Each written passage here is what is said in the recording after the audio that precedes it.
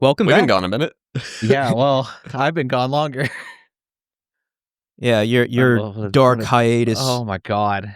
Yeah, What lots a of things nightmare. happening. What an absolute nightmare. I didn't Ye- expect, break up into having to move into living in my brother's living room into this. Yeah. Yeah, I mean, I don't know. I feel bad. You both had kind of like life-changing events happening, and I was just here chilling. But Disastrous. I'm so tired. I'm so tired of life-changing events. but I'm glad you two are here. You're looking shiny, healthy. Yeah, ended well for me. My dad, for the listeners, because it's something to watch out for when your dads get old. My dad had a basilar artery stroke, which I guess is like 7% of strokes. Oh, Very low survival rate, like 25%. But he's fine. He's deaf in one ear, little tired, but he's fine. So happy ending on my front. Well, Yeah, not an that's ending. great. Not even an ending. Yeah, happy happy- continuing. Story continuation. Yeah. Oh, Yeah, But had to take that's- some time off oh. for the first time ever. Yeah. Like usually, right? Obviously, we knew from previous episodes. I think the last 2 or 3 was just me and Connor. And everyone who listens to this show has a cursory idea of what's going on with Mike. But then you message me and you're like, "Hey, this is now happening," and I'm just like, "Okay, well, there can be no show with just one person, No. so Yeah. we're just going to wait, and hopefully things will get better, and we'll come back when they're better." And we did. So Yeah, what a nightmare. Never again. Word of advice, just don't. What was funny is that like 2 weeks after the breakup started, she gets with her ex. So I had to deal Womp with that awkwardness too. Her ex from like over a year ago? Her ex from like 3 years ago, the one right before me, because she took a 2-year hiatus from dating. That's crazy. So she crawled That's right actually back crazy. into his arms off of me. I'm like, wow, you broke up with me for him. That's hilarious. But Cringe. he's gone. that's good. Yeah. Yeah, Yeah, and good I'm riddance. glad you're not living there because that Yeah, thank God. That's the because worst. that also Would have been doesn't very have detrimental AC to the there. show. We Yeah. are quite literally in like a historic heat wave right now. Oh And my I know her God. house doesn't have AC. Dude, 2 Oh, days It had ago it reached one thing. 100 degrees Oh my here. God. yeah. I take solace in that I can see the AC unit and it's nice and cool in here, and she's probably dying. It got hot enough that my AC couldn't keep up in Pittsburgh yesterday. That It only window got up AC to like unit, 78 in here, but it's fine. I made adjustments and it's cool today. that poor Yeah, window I had to AC go on unit. site a couple Oh my times, God. and yeah, stepping outside, it was like stepping into a sauna, except the Yeah. sauna was just like the earth, Yeah. like everywhere. It was miserable. Like even the short walk from my car to the building, It's was bad out there. cooking It's me alive. bad. I just had to do some help my dad with some manual labor earlier today, and I was drenched. It was bad. Oh my gosh, I can't imagine. Oh, I Doing literally manual walked labor inside into the AC right now. and I could feel my shirt Yeah. like flapping because of how Dude. soaked I was. So I've for done work in context- this kind of weather. It's painful. Oh, it's There's awful. a thunderstorm happening right now, so hopefully power is fine and everything. But it is also 87 degrees while it's raining with a thunderstorm. Dude. So That's the kind of rain that it'd feel crazy to go outside and take your shirt off and just like Vegeta in it. Like, just take a bath, a warm Yeah. bath in the rain. And just Oh. Vegeta. yeah, that's just a look good up reference. and cry. Yeah. And contemplate. Yeah. Why, Kakarot? Contemplate how you'll never be good enough. You'll never be a Super Saiyan.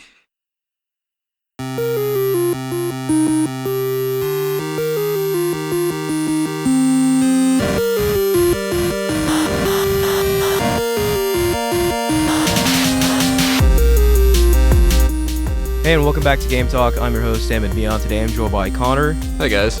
and Mike. Oh, I'm back. We are all back.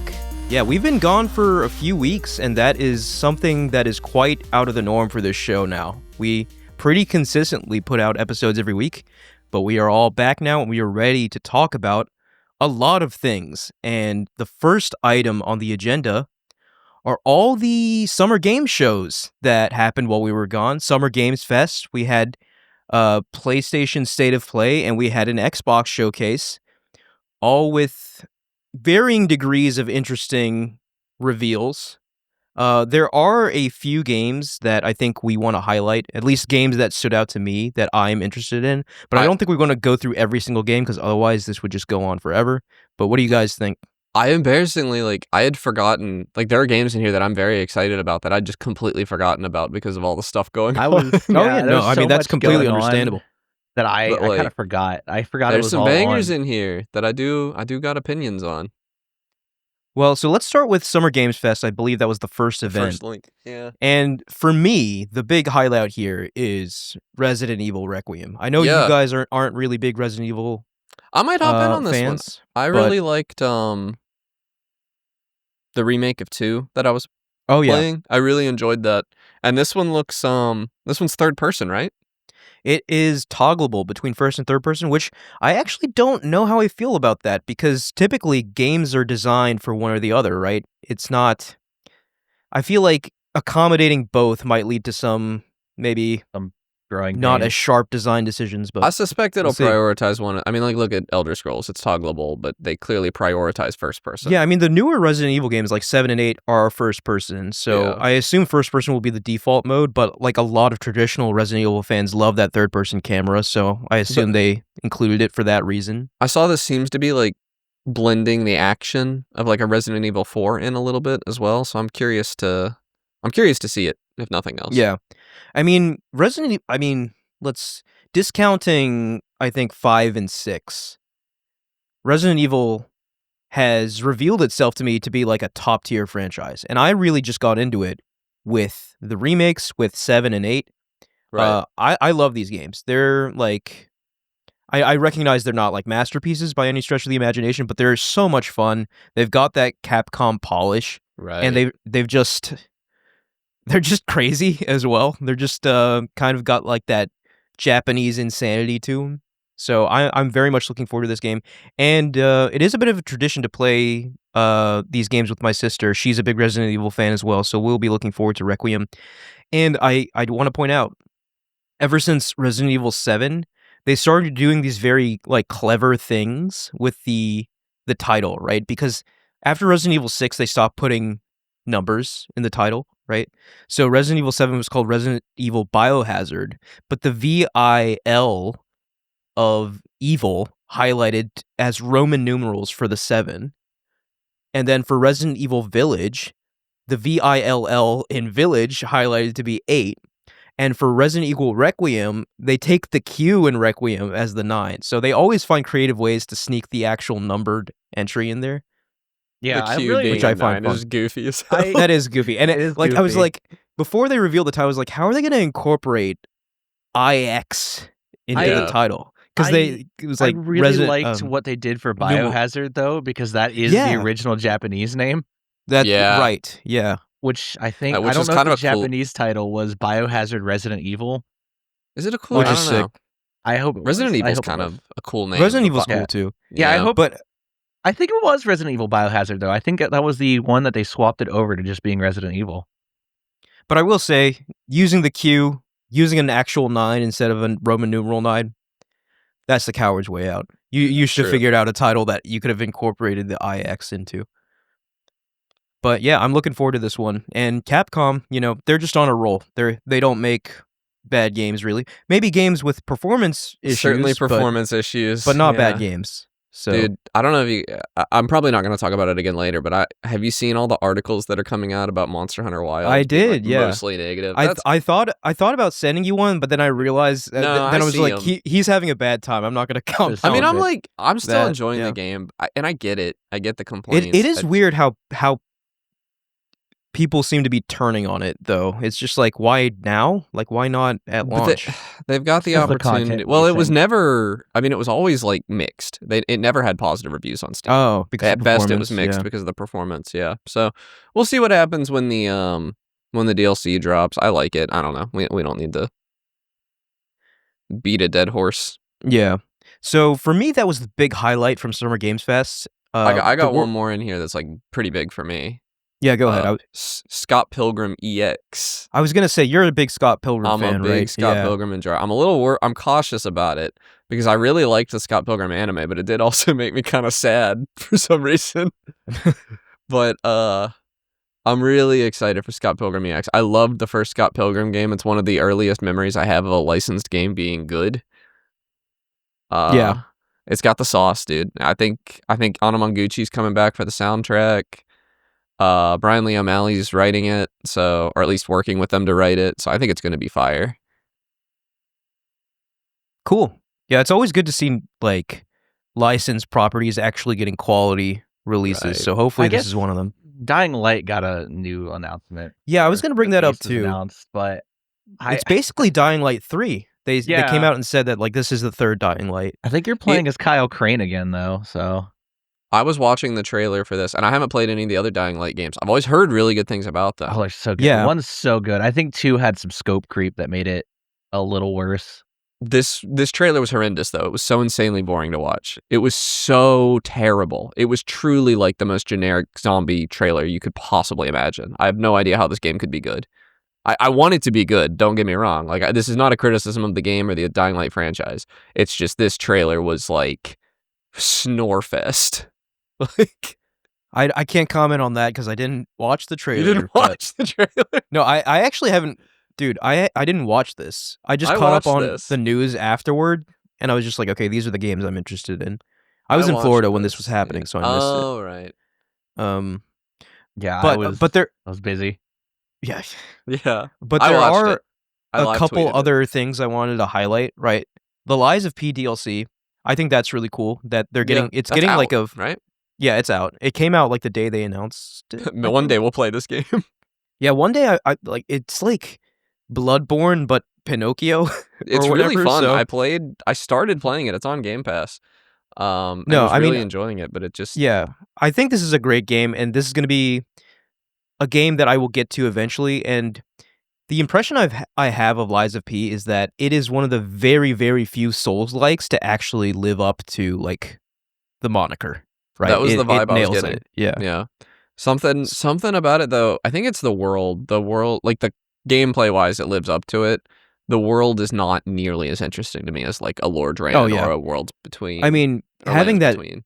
Yeah, that world building touch from Miyazaki is missing, right? And you can't really easily replace that. No. But in terms of aesthetic, in terms of gameplay, it seems like Lies of P really gets it, which is awesome. And to have like a full size kind of like, you know, again comparing it to From Software, like a Souls DLC, very cool to see. And what else? The other title that kind of stood out to me was Code Vein 2. I never played the original Code Vein. I think I have it through PlayStation Plus for free, but it's basically anime Dark Souls, another Souls-like. And Mortal Shell 2, again, Mortal Shell, another Souls-like. Yeah. That also got a sequel. Yeah, I think the first one was just kind of mid from what I remember, but yeah, obviously it did well enough to get a sequel. So nothing really too much to say on that. I just wanted to point those two games out because like I have a cursory knowledge and it's something I might be interested in. There was one other big announcement for us in this that isn't on this list on Polygon. I don't know if you've seen this yet, Amon. Yeah, but the what they have in the Polygon article is that Casino Royale's Les Chiffres is coming to Hitman. But the actual news is that there's a co-op like campaign coming to Hitman. World of Assassination. Oh, I didn't see that. That's crazy. Yeah, it's probably going to be in the pre-existing levels. They haven't specified a ton. I don't know if it'll be co-op freelancer. That would be sick. But it is going to be co-op missions, probably in the existing levels, and that is so exciting to me. Dude, I love that Mads Mikkelsen is inserting himself into another video game. Yeah. Because do you ever see Casino Royale? Mm-mm. It's a great movie, but yeah, Mads Mikkelsen plays the villain, and he was also a character in Death Stranding, a very prominent character in the first Death Stranding. So it's cool to see him kind of dipping his toe again into the video game world. But yeah, I think for me at least, the Summer Game Fest was maybe the least interesting out of the 3 shows.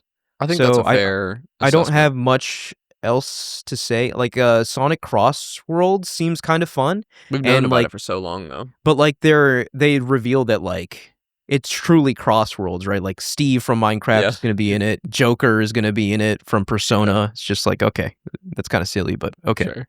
Nah, they're having fun with it. They got to do whatever they can to compete with Mario Kart. Yeah, fair. All right. You guys want to move on to or Mike, do you have any thoughts on anything stand out to you? Nothing really stood out for me other than maybe Dying Light. I've been disconnected. I do have like a general complaint, and this is for all three of these. There are so many trailers coming out right now, and maybe this has always been the case, and I was just in a bad mood watching this, but there are so many video game trailers that are just footage and like totally unfitting licensed music playing.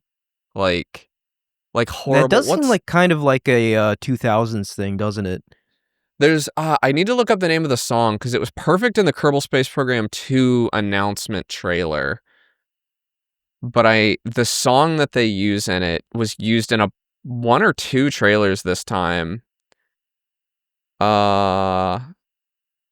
Is it M80? No.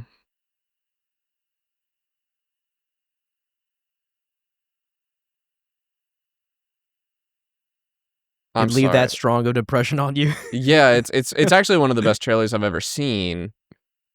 But the song keeps getting used in different trailers that I've seen, and it's always horrible. It's always so unfitting. It's always like an action game, and it's this kind of like hopeful, like the feeling I get when I hear it is scientific progress, which is why it was so perfect for Kerbal Space Program. It's like a perfect sci-fi science song, and they're like playing this song as a protagonist is shooting a bunch of people in the head, and I'm like, oh, you're an idiot. You don't know what tone is. Like, you have no idea how to make a trailer, and you shouldn't have a job. Like, this is crazy. I don't know. Maybe there's got to be a reason, right? Maybe they have cheaper access to use that song for some reason. I don't know. Like, I've got no idea.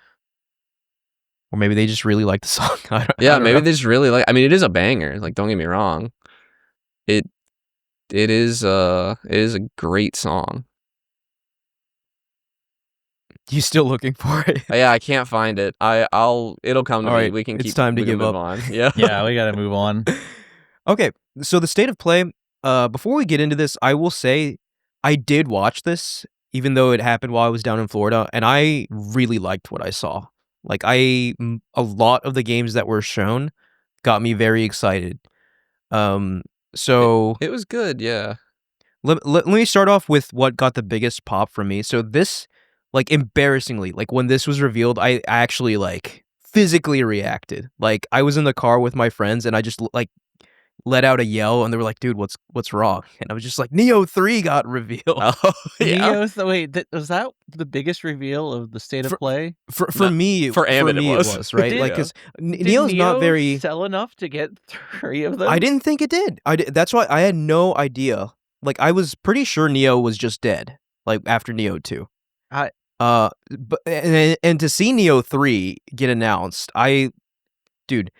Neo 2 has the best combat in any video game, straight up. Right? It in my opinion, it takes the Souls-like combat and just amps it up to a degree with like a level of complexity and like satisfaction in executing combos to where it's unmatched. I think Neo 2 has the best combat in any video game, and to see this followed up in Neo 3 is great to see, right? Cuz like Team Ninja put out a few games, right? Like Wolong, Fallen Dynasty, and Rise of the Ronin, and they were fine. But my biggest critique of those games is that they watered down the combat heavily from Neo 2. And Neo 3, just looking at it, and I did mess around with like the alpha that they released, still retains a lot of the mechanics from Neo 2 that made it so good. So still has the key pulsing, the stance switching. So I'm very excited. And obviously they're adding new things, new mechanics to this as well. You have like ninja mode and samurai mode, and the mechanics change completely between the two modes for each weapon type. I'm excited for this, man. Like, nothing quite like Neo when it comes to like really, really good melee gameplay.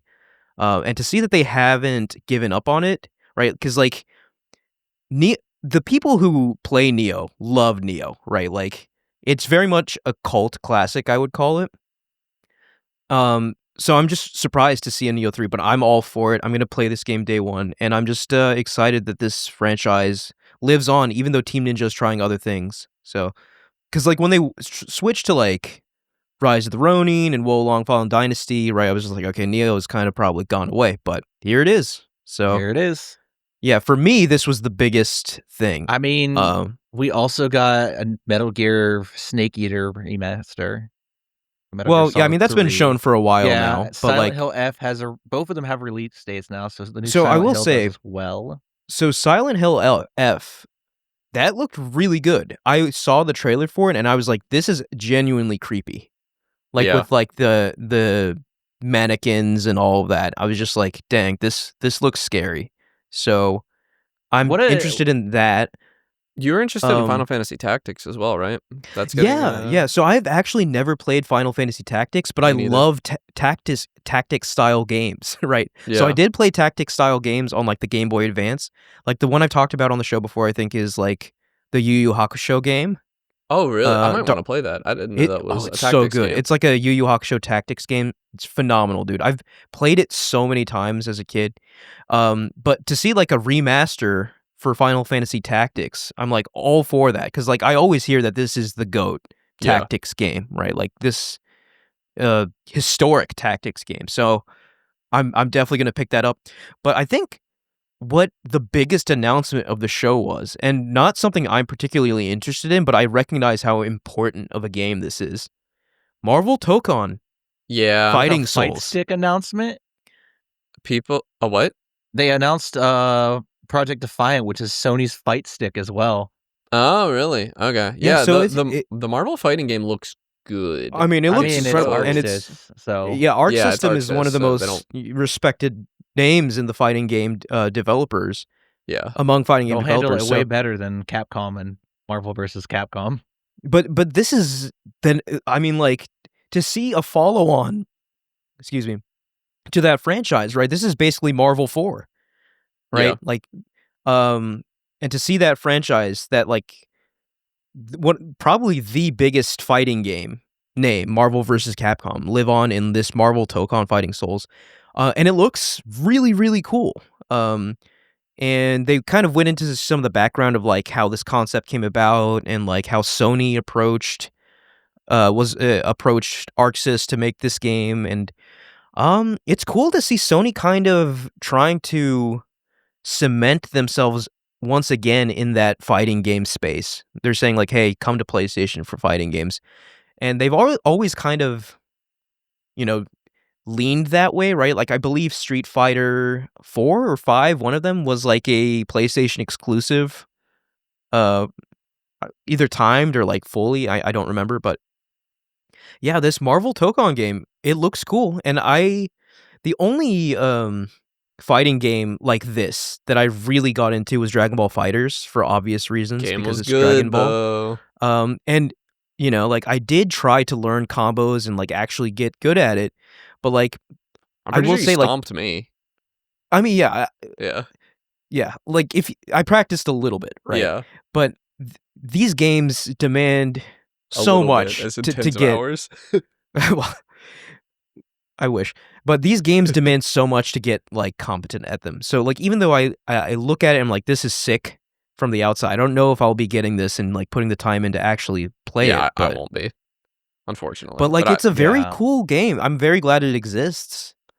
I'm always Especially surprised at the since, market these games have because it is such a massive time commitment. It is, but like the fighting game community, I mean, they're one of the most passionate like Yeah. gaming communities out there, and I think their passion is pretty infectious because I think like obviously they will all get this game, Okay, but it's like gonna the be PC, hype never mind. they create around the game will spread this game more to the mainstream as well. And obviously Marvel is so mainstream. Yeah, I was that gonna it will- say if it was exclusive to PS5, it's like I'm never playing it. I lost access to that PS5. Oh, yeah. no. Yeah, I can't R.I.P. do anything with PlayStation Dude, unless you I should have go grabbed buy that one. PS5 and run. Oh, Ran. I'm not stealing it. But I thought yeah, about this it because the new college football game was announced. I'm like, oh, I want to play it. Wait a second, It's not console PC. exclusive. It's That's console sad. exclusive. But the thing I will point out about this game, just looking at like some of the gameplay, I love that it's Marvel, but it's very clearly Japanese. Oh, anime, yeah. It's very clearly Japanese. the only like, design that's not landing for me is Iron Man. Iron Man. it's- I think Iron Iron Man's Man's- sick. I think Iron Man's cool. It's it's a controversial design, right? Because they basically made him a Gundam design, but I think that's what it's got to be, though, right? If you're gonna animify Marvel, you got to go all the way. So, this is a very unique vision for Marvel, and I think it's being explored in a way that hasn't really been done before. So, I don't know. It's very, very cool. And this game is going to get played for years and years and years to come. Probably a decade. That's probably at least. Yeah. That'll be at fighting tournaments. Yeah, all the major. ArcSys is just like that. They got me pretty good in this state of play because I was actually on the edge of my seat saying, "Oh my god, this is a new Castlevania game."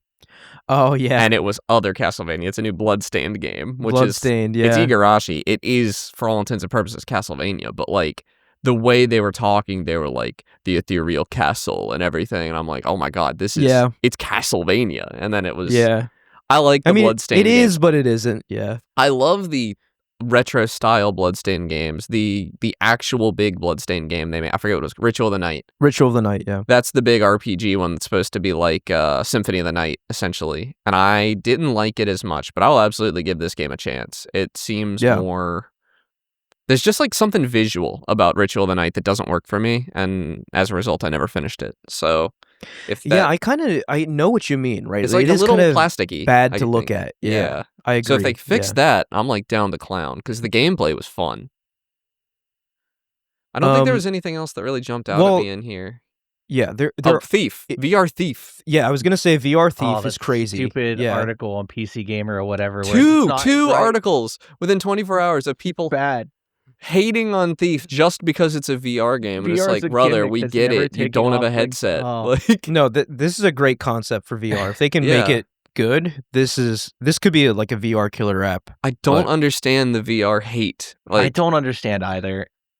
It was one thing when it was like you had to have $1,000 headset to get in, but I'm pretty sure this is coming to MetaQuest, so it's a $300 buy-in. Yeah, it's no worse than any other console. Yeah, I don't know. That's a whole separate discussion. If it was like a decade ago when there was one VR headset and it cost an arm and a leg, but they're super accessible now in terms. Plus, you needed a 9080 back then, which was like an insane graphics card. Yeah. The other game that stood out to me was Sword of the Sea, which was made by the same people who made Journey. I couldn't remember what that was called. It very obviously evokes Journey imagery in the trailer, and I was just like, okay, that's cool. You're basically doing Journey again. Yeah. Journey is one of my favorite games of all time, so I will definitely play this. I don't have any expectation of it being anywhere near as good as Journey, but like, it'll be cool to kind of explore that art space again. The trailer kind of gave me like, oh, we need a little more money vibes. Like, oh, we got to dip back into the Journey well. Yeah, we need I know. More money. Yeah.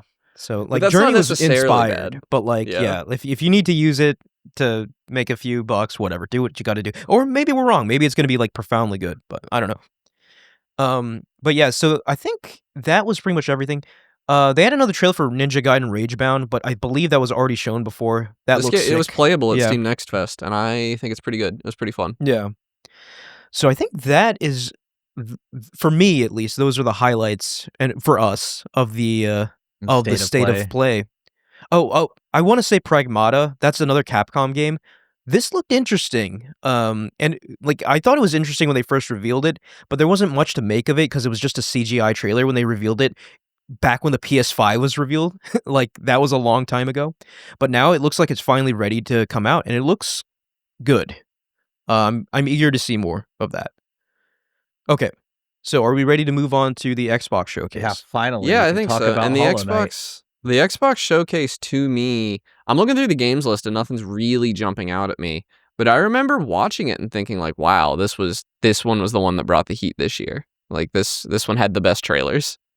The best trailers, maybe, but in terms of announcements, like, there was one. There was one. The one last thing, yeah. the Call of Duty. Call of Duty Black Ops 7. Dude, that's you cannot one last thing Call of Duty. No. Are you kidding me? No, even Call of Duty fans aren't excited for the new Call of Duty. Like, Announcing dude, a new Call of Duty is not a big announcement. It's that like is a sin. Like that is it's a time to announce the new Call of Duty every year. that is not something you do in a game showcase. You put Call of Duty at the front or in the middle. You give it its own showcase that nobody watches because who cares? Put it like on a stupid day like June 4th. Like But, every like, June 4th suggest- is Call of Duty Day. To get people's hype up for like, oh, one more thing. What could it possibly be? It is the thing that comes out every year without fail with minimal changes. Like, come Nothing on, happens. guys. Nothing ever happens. So, but aside from that, right, the thing that stood out to me, Persona 4 remake. Come on. Like, Persona 4, my favorite Persona game, one of my favorite games of all time.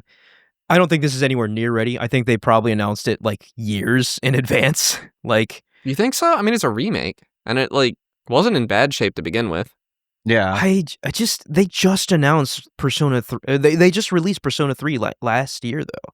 Was it last year or was it 2 years ago? It was last year. Last year was Persona 3. I can see it coming out next year. Then yeah. It doesn't take 2 years to remake a Persona game. I mean, I don't know though, dude. Like the hard part's they remade it from the ground up, right? Like the new art. Yeah, but they have that engine. Yeah, I guess. And they're doing it for 4 as well. And I have to point out, where the heck is Persona 6? Where is it? It's well, just remaking everything. For they Persona just 6. Made Metaphor. Yeah. Okay, I mean, I assume Persona 6 was being made by a separate team. If they really dedicated all their resources to Metaphor, then maybe it's way further out than we thought. So, yeah. I don't know. Yeah, we got Metaphor and SMT5 recently, too, right? Yeah. Like, I think they might be working on it now, but obviously they weren't working on it. I suspect, I mean, it's almost certain we're getting Persona 4 remake before 6, you think? Persona 6, yeah. Yeah, I don't know. Well, I mean, you won't catch me complaining. I mean, Persona 4 remake, what are they calling it? Persona 4 Revival, which they really missed an opportunity to call it Persona 4 Rewind, considering like they like go into the TV. That's like a big mechanic in this game, so calling it Rewind would like fit with that. But whatever. Yeah, Revival. Yeah, I can't wait to play this game. I will be all over it when it comes out. Love Persona 4. So the big news of this really was the ROG Ally X. Yeah, the ROG Ally X and the ROG Ally. Yeah.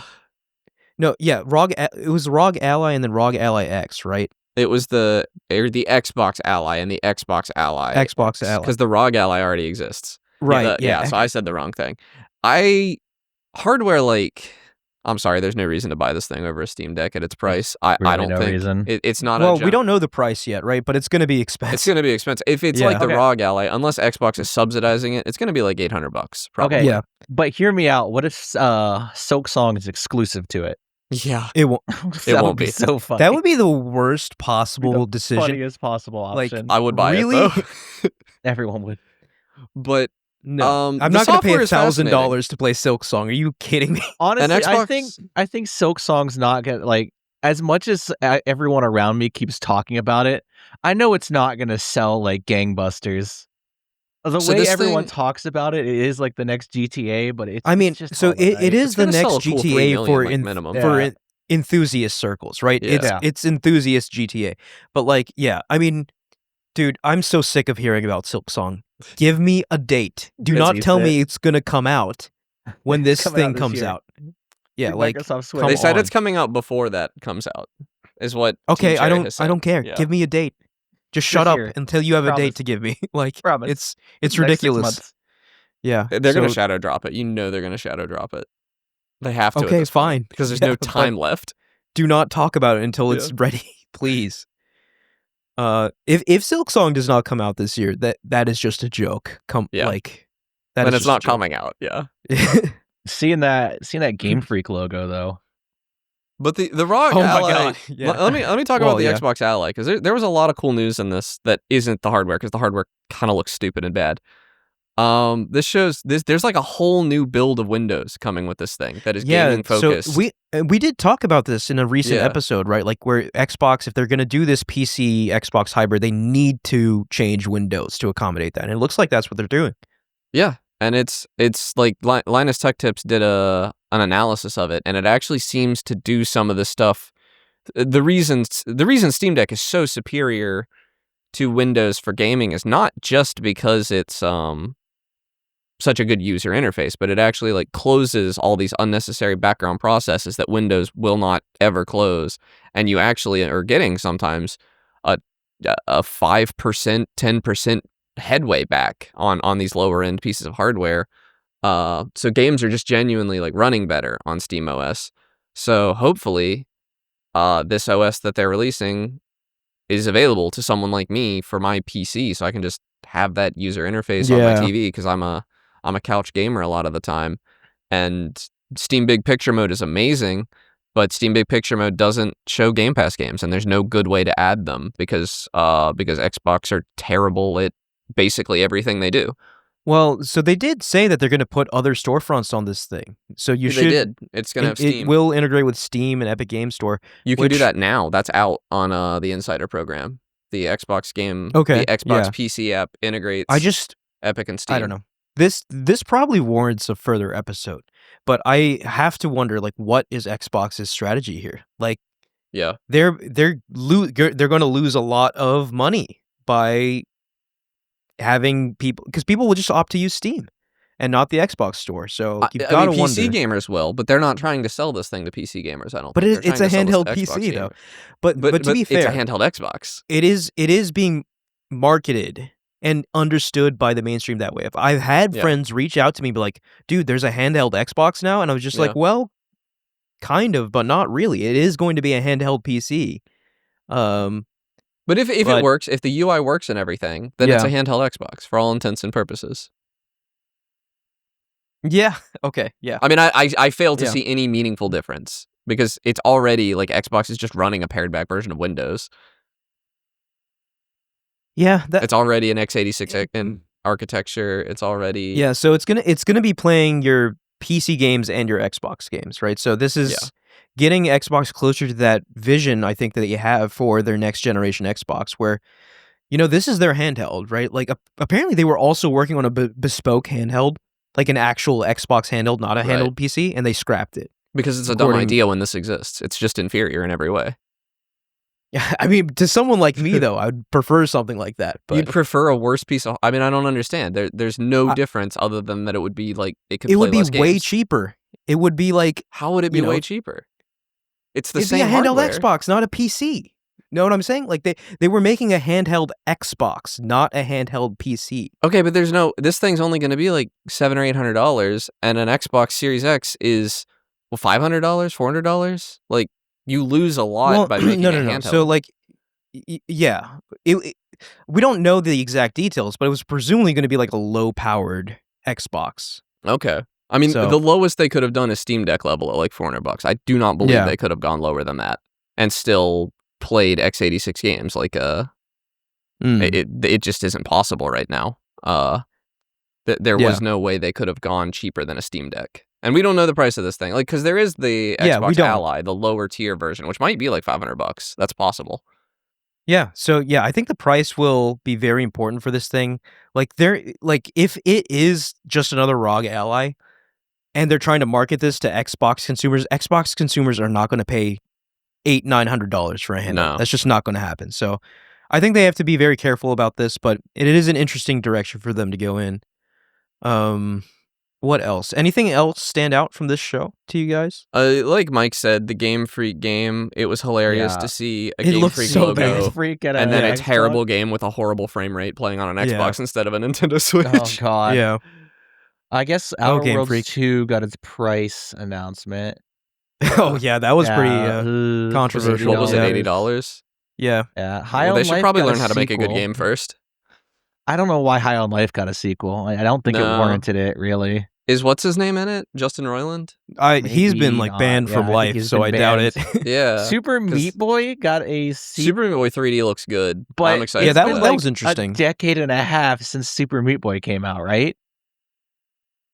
Yeah, it's been a long time. Yeah, it was like an Xbox 360 game. Or it's like a 2011, arcade, like early indie. Yeah, I think even earlier than that. And then Grounded 2, that was announced. Which I never actually played Grounded, but I always thought it looked kind of interesting. 15 years. 15 years. I played Grounded 1. It's not very fun. I could not get into it. It's very... I mean, if you like those survival games, it's that, but in I a like like Honey, I Grounded. Shrunk I the think Kids. Grounded 2 would be fun, but Yeah, you like survival games, but it is very much just like your basic survival game in that Honey, I Shrunk the Kids setting. Like, Yeah. and if that sounds fun to you, it's going to be fun to you. Like, but We it wasn't got fun to me at all. Indiana Jones DLC. I'm excited for that. I really like the Indiana Jones game. The other game that I thought looked interesting, probably not going to play it though, is the Invincible fighting game. They're doing a 3v3, but like Invincible isn't that though. You know what I mean? Like it's not like about the fighting. It's the drama. Yeah. So like I don't really understand why this is. It's just. I mean, big right Invincible now. is popular, right? Yeah. So yeah, that makes sense. It doesn't But, have like, enough characters I like for a fighter. I don't think. Like And, a story-driven Invincible game makes sense to me, but like a fighter, it's got a whatever. similar problem to like the One Punch Man fighters to me, which is like, no, I don't want to see Omni-Man fight Duplicate. Just beat That's everyone. Not interesting. Yeah. I mean, yeah, it's been I don't think this year's going to be as blockbuster for games as last couple have been. I mean, yeah, we got Clair Obscur, so I'm not complaining. I mean, this year's been pretty good already. Yeah, we've been. We're kind of reaching the end of like the COVID games that got delayed because of COVID. Yeah, so we're not getting as many, and now we're getting into the games that started development during COVID. So yeah. I guess one last thing I want to point out, and then I'll yield. But Gears of War Reloaded, just to see that being announced for PS5 at an Xbox show, crazy. It's a crazy world we live in now, where Xbox really is like committing to this third party thing. Yeah. Those poor PlayStation players who have never played a Gears of War game before, though. Oh, I mean, God, Gears of War they get on multiplayer. Great, yeah. Oh yeah, they're gonna get shredded. Like high-end multiplayer Gears of War players who have been playing it for years. Oh God, they're not gonna know what to do. But Gears of War, like I played this game on Xbox 360 way back in the day, so yeah, I'll give it a whirl on PS5 just for the novelty factor of it. But are there any other thoughts on the Xbox show? I don't think so. I liked it. It was the most entertaining one for me. A lot of decent names, but no Nintendo show this year. No Nintendo. I mean, Nintendo is kind of they've got their own thing going on, and they didn't make any. They forgot to make any games for it. They might have a show later too. Yeah, like summer's still like two going. Switch 2 games out right now, right? Oh, first party. There's okay. So let's talk about Switch 2, right? So Connor, you have a Switch 2. I have a Switch 2. Your Switch 2 arrived after much delay, I think, right?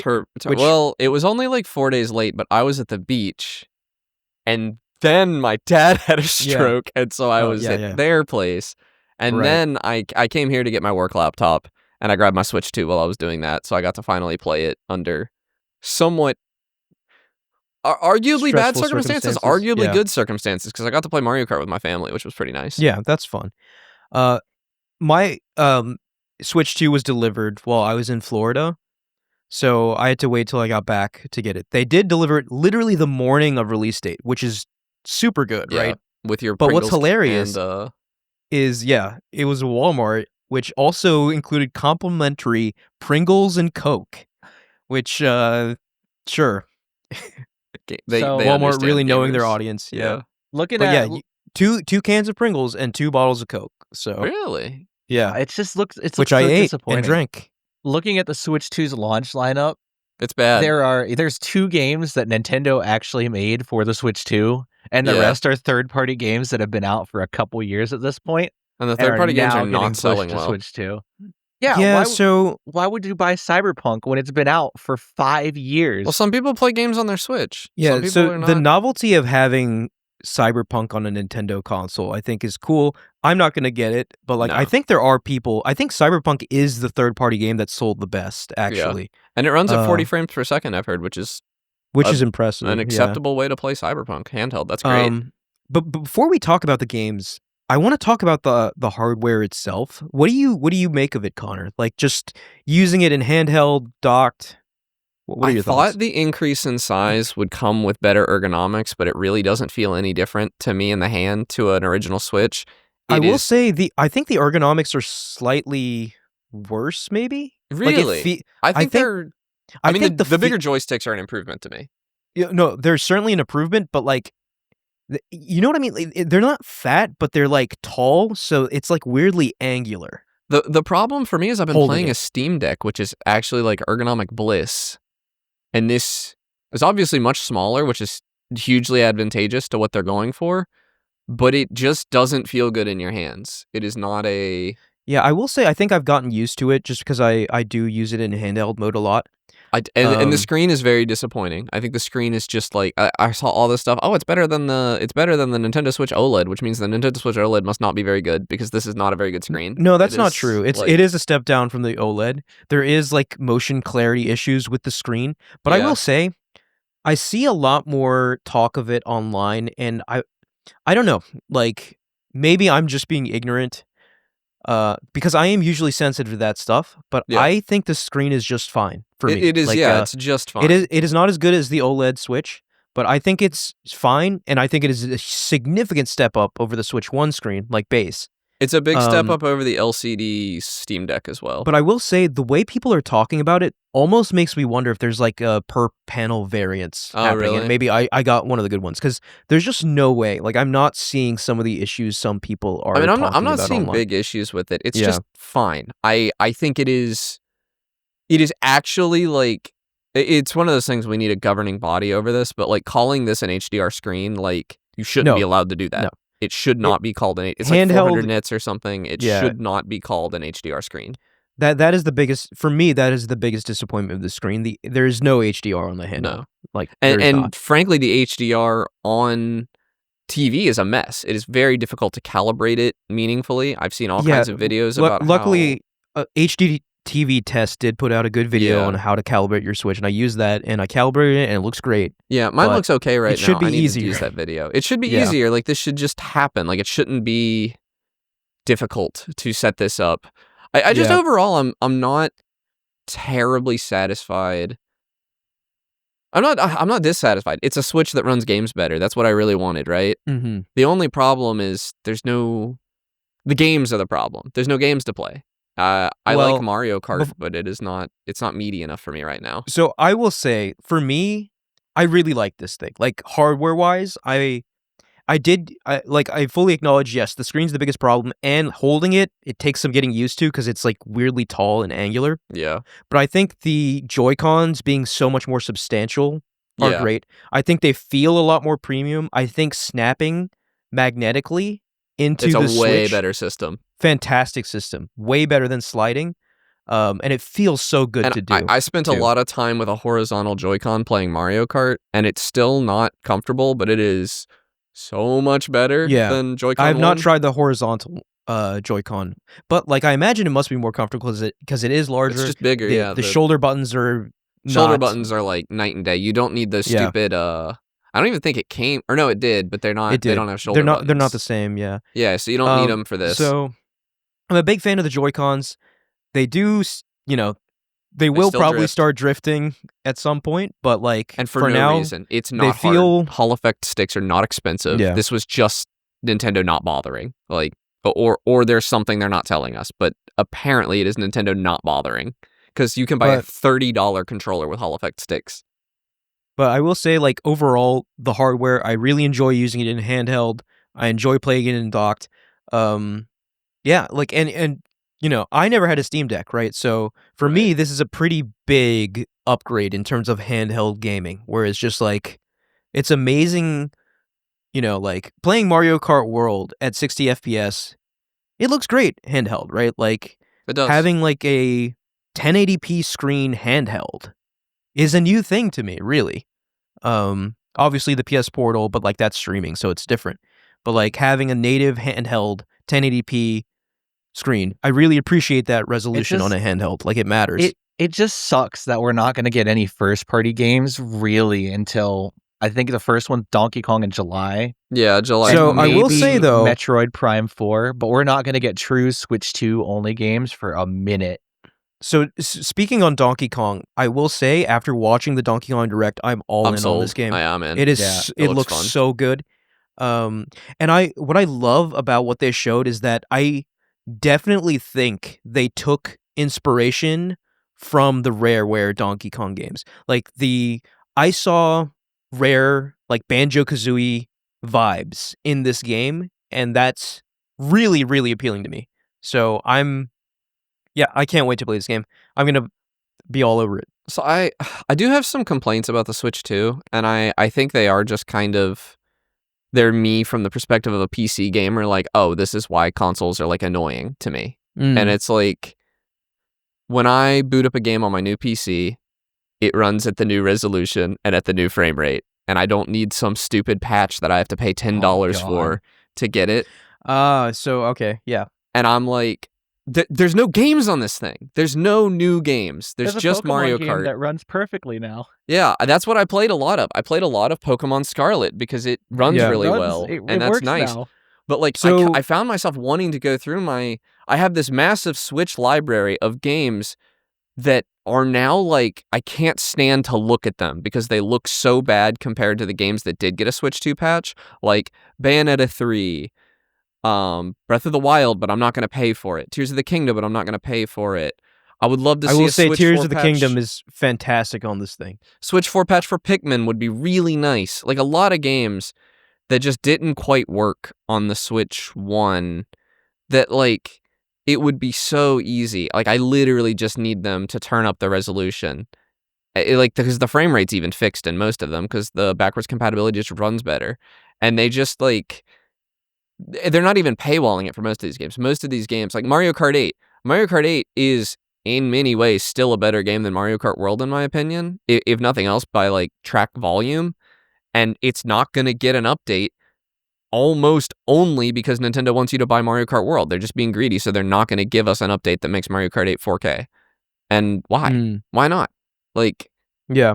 And that's the kind of thing like console gamers always have to deal with, but on PC you just don't have to deal with that. And it's so, it seems so stupid once you have like the full perspective that this isn't like some huge lift that they needed to do. It's a toggle that like they could have put in a menu for me. Like, it's that's a fair perspective. Yeah. I haven't like bought a console at launch since the 3DS or something. Like, it's been over 10 years since I bought a console at launch. So I haven't like experienced this frustration in a very long time.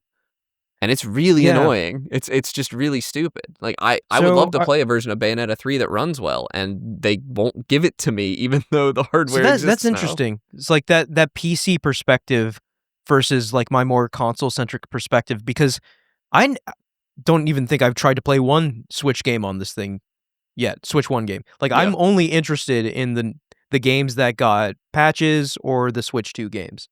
Right? So that's all I've been playing. But yeah, I can understand your frustration. Yeah, like, because you got the Breath presumably of the Wild. You have the expansion. Well, yeah. pass, right? So I have I'm on a family that has the expansion, like the highest tier or whatever, right?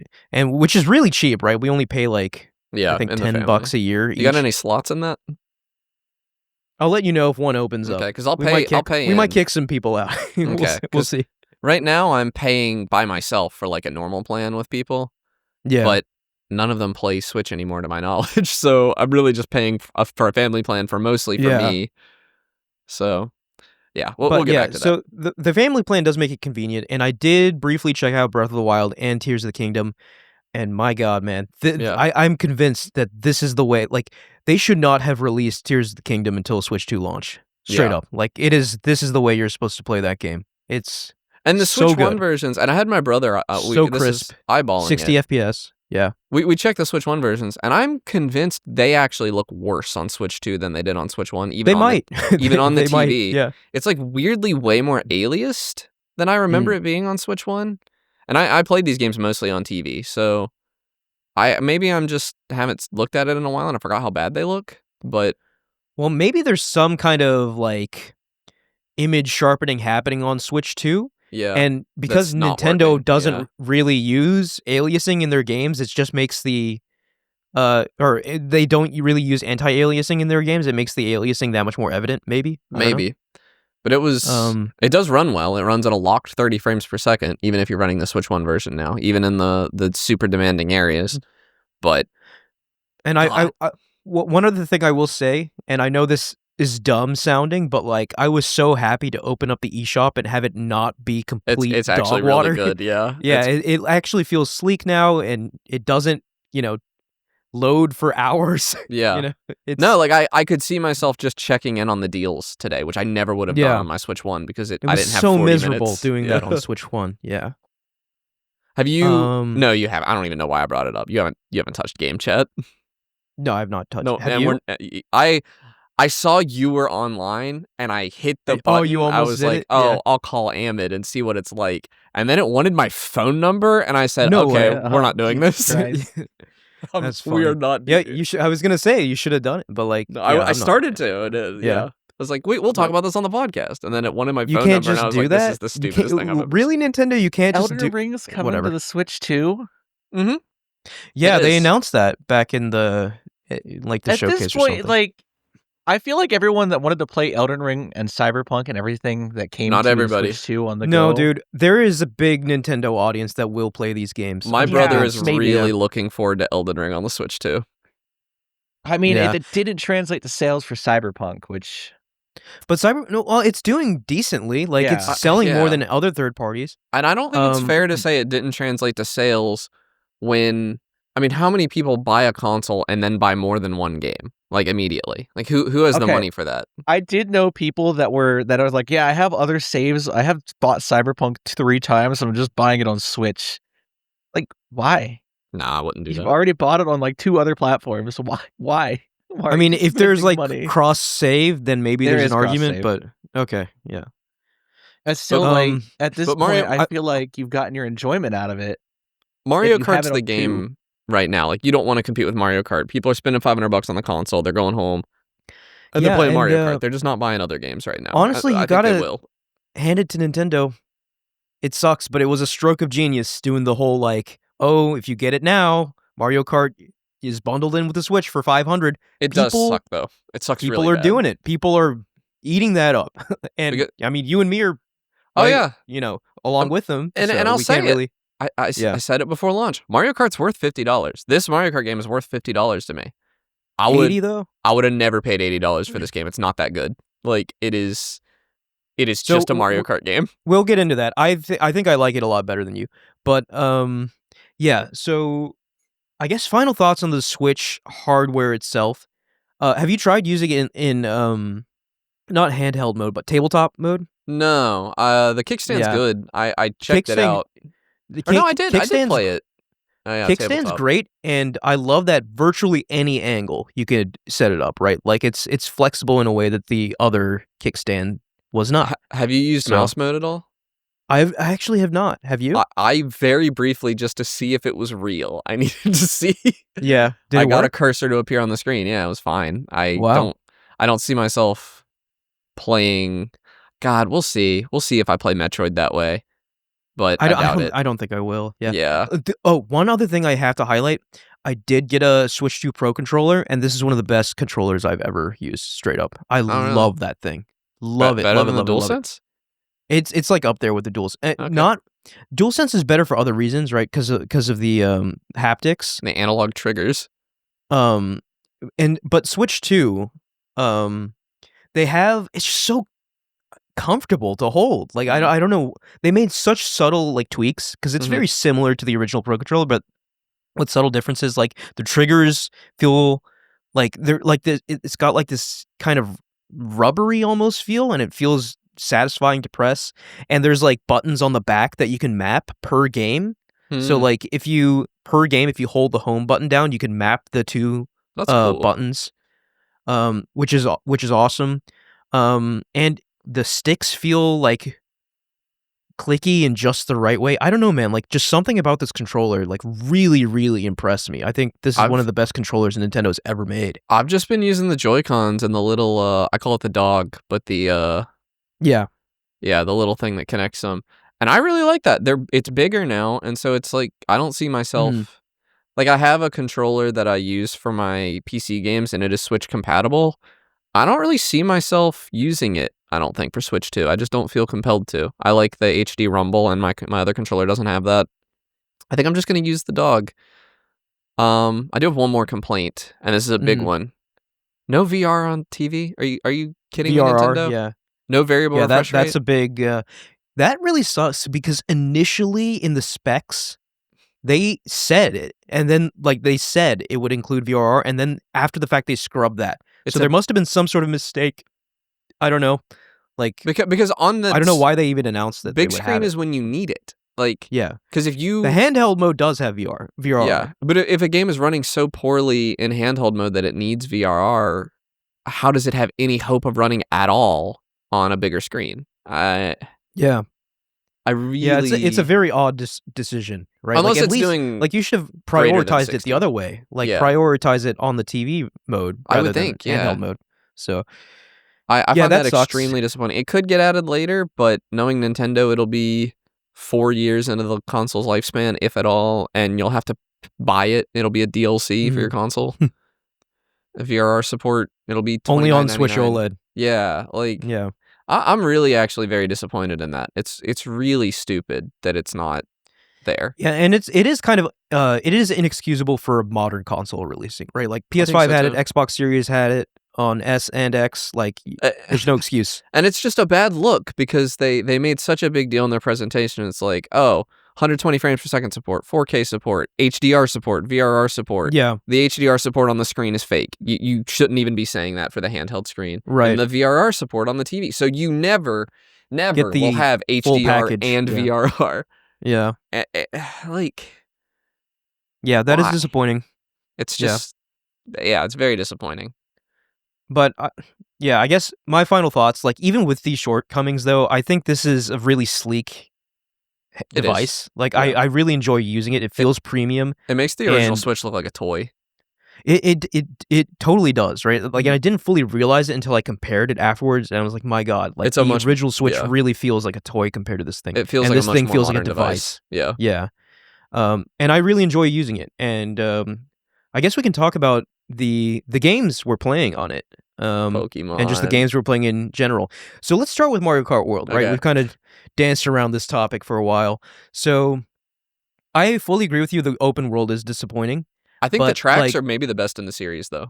I think the tracks are fantastic, but I will say, I think I'm thinking about the open world a lot differently than probably what most people are thinking about it. I just use it as a place to chill. Like, I'm not even, like, doing challenges or anything. I just like driving, honestly. I like it, and the music is good. The challenges are kind of fun.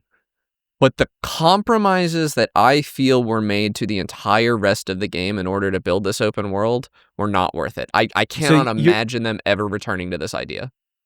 So the compromise. So you're saying like better to just have more tracks rather than have an open world? Either have more tracks or just like, it's not even that. It's that, have you played online any?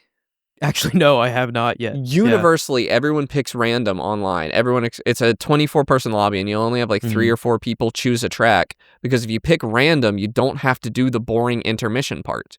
And it is a boring intermission part every single time. It is never particularly fun to drive between the tracks. I will say it's definitely nowhere near the quality of the track itself, but like I still don't find it offensive, right? Like I don't find it it's like inoffensive, but it's like wasting horrible. my time. It's boring. Like, and it's not just that you drive. I think the novelty of it is kind of cool though, that you're seeing the map kind of transition into the next map. If you did that and then 3 laps around the track, or even 2 laps around the track, I'd agree. But you do it instead. You only do 1 lap around an actual track if you have the intermission. That could definitely be an improvement. I would love to actually do more laps around the track itself. And there's no like the skill, like the meta right now online. I watch a guy named Shortcat. He's a very high skill player. He got a world record on one of the first I've few days. I've seen his videos. I'm a big fan. I really love having him on in the background. And he was doing a video the other day, and the meta right now is if you were doing an intermission, you just ride the back until you get to the track, because there's no That's skill. What I hear, yeah. There's like zero skill in these intermission I don't know, man. You don't do anything. Personally, I just don't want to get sweaty with Mario Kart. I have no desire to play online. I'm perfectly fine just playing with CPUs. But that's the problem, because this game, in its actual track design, is more appealing to sweats than any other Mario Kart ever. It is, yeah. There's so many cool shortcuts. The new mechanics are so cool. Like, I'm a huge fan of the rail grinding and the wall riding and like, and what you can do with that, like how you chain them into each other. it's sick. It's and really it's like a fun. level of complexity that I'm surprised that they went to from Mario Kart game. Yeah. But you don't get to So do it if you're the playing ceiling is online. so Yeah. high. Yeah. Online is when you would want to break that out because you're playing against, the odds of you playing against similar skill players in person are very low. Right. But online you would get to do that. But online, there's a very good chance you don't get to choose not to do the intermission. So I think that's what the game needs, is a mode online that is just 3 laps around a track. Because Yeah. the intermissions are agree. just Yeah. not very fun to me. Which is funny because I like the knockout tours. The knockout tours online, I Knockout actually Tour think is are pretty is fun. the standout, I think, of this game. That's a great idea for a mode in a Mario Kart game. They're like books level boring to play offline because there's no skill to it at all. You just front run, and you're gonna have like an entire lap on every NPC if you're pretty good at Mario Kart. It's really boring to me, but online, like the chaos is crazy. You're constantly getting Yeah, I bet. bombarded. Yeah. It's really, really fun. So Knockout Tour, for those who don't know, right? The way they envision it is that it's a race across several tracks in the world of It's like Mario 6 Kart tracks world. long. And it's like 6 tracks, so it's more than a Grand Prix circuit. And it's just there's no stopping. So you just go from one map to the next map to the next map to the next map, and each time you go from a map to a map, they cut off more players. So at the beginning, it's the full 24, then it's 20, then it's 16, then 12, then 8, then 4, and then only one person wins, right? Yeah. And it's just such a novel, new, cool way of messing with the Mario Kart mechanics. And you just see a lot of that open world doing it. Yeah, Which is and I think nice. it is the standout mode in this game, I think. Yeah. It's not going to be the one I play long term, though. The one I play long term, I think, will be Versus. The Versus, really? Well, yeah, that's what you play. No, online. I know what you Yeah. mean. Yeah, okay, Yeah. I haven't even I touched thought you meant battle like mode battle yet. mode. Yeah, I haven't tried battle mode either. I want have to. no idea how I bet it's how that fun. goes. Yeah, I've seen some of the battle mode courses when I'm just driving around the open world, Mm. but I haven't actually engaged with the mode. I feel like it's probably pretty fun. It's never. I didn't play the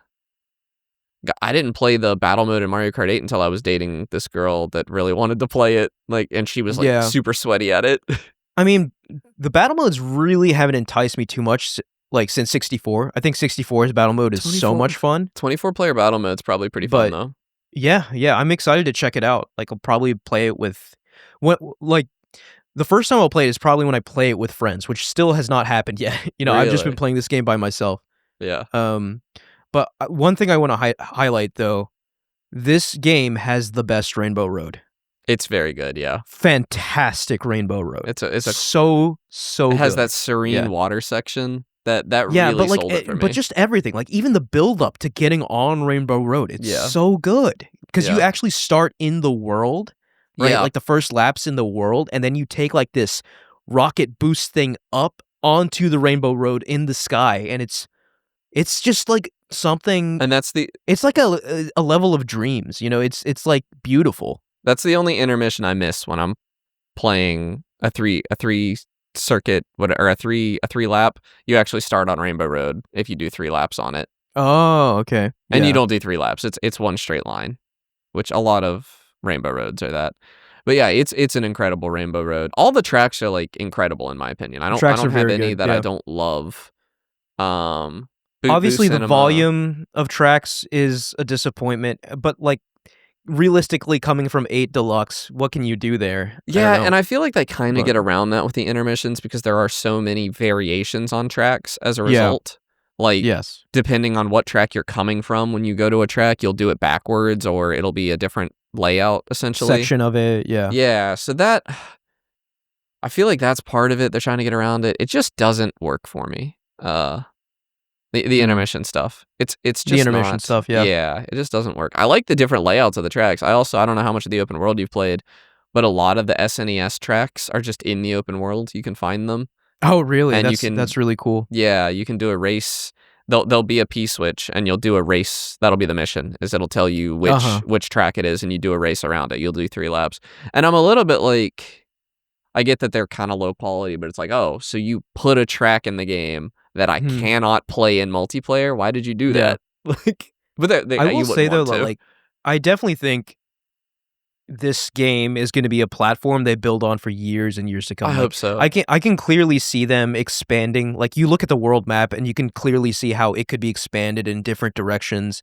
I think that's what they're going to do. I think we're going to get a lot more maps on this game. I've seen a lot more rumors characters, that so the reason Donkey Kong and Pauline don't have very many costumes is because it's obvious. they're going to get Yeah. a bunch when Donkey Kong comes out. It's, I hope it's that's very the case. obvious. I hope it's yeah. free too. I mean, like, I love the costumes, by the way. Donkey Kong, Donkey Kong's like one of the principal Mario characters, and he Yeah. only has two, like his main and He has one two alt. costumes, yeah. It makes no sense. It's very clear that they're saving something for Bonanza.